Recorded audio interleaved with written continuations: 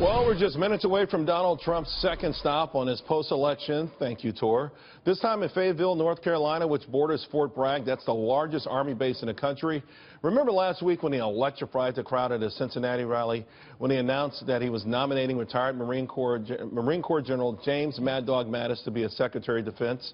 Well, Mattis is going to join him today. That's right, him and the president-elect.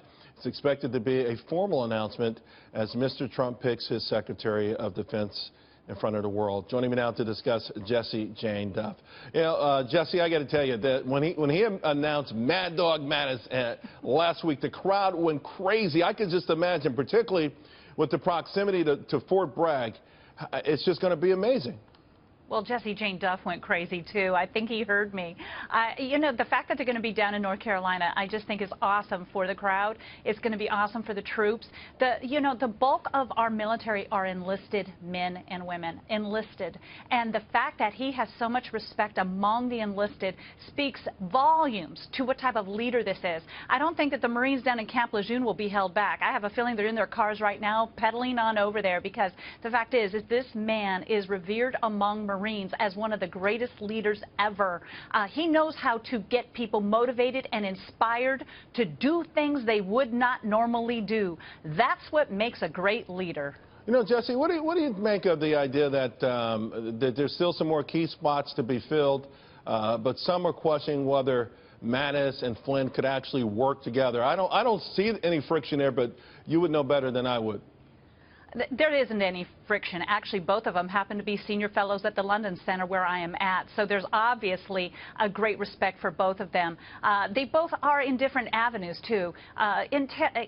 General Flynn is an intel officer. He is specifically designed to go in there and make sure that the White House has all the proper national security information that it's going to need. Mattis, on the other hand, is a great general who understands what the military needs are to survive and sustain itself in war. And that's what we need in the Pentagon. He can relate to what is needed to make the most efficient decisions and also ensure that those troops are never taken advantage of again and dragged out into a 15-year war again. Well, here's the thing. We talked last night about the soldier, the vet who died in a VA hospital, and his family had complained about his bandages not being changed.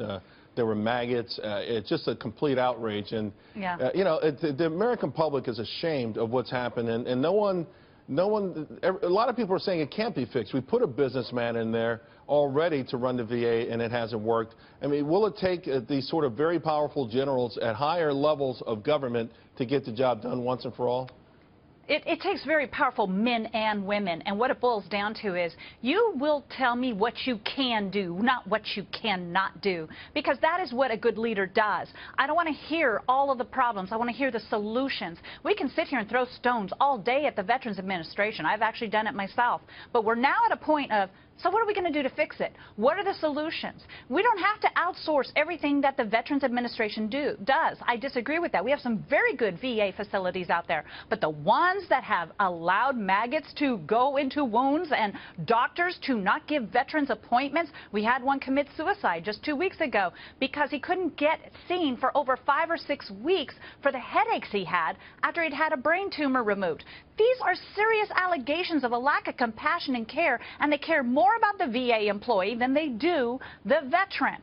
It's a mindset. We have to change the cultural mindset of settling for little from this government that takes so many of our tax dollars and exploits them in the wrong way. So, Gunny, I want to stay on the idea of mindset, and it shifted just a little bit to esprit de corps.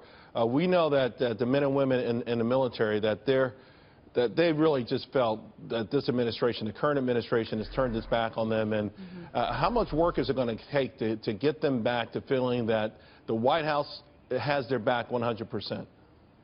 I think right now we're on the path for that. First of all, Donald Trump is going to say what he means and means what he says. We're putting in the right leadership that says what it means and means what it says. Now, of course, in a year, if we don't see change, we're going to be right back to having people with pitchforks and torches demanding change. The fact is that the troops who suffered through all these years and lost Iraq know that General Mattis isn't going to lose any war. He'll finish one.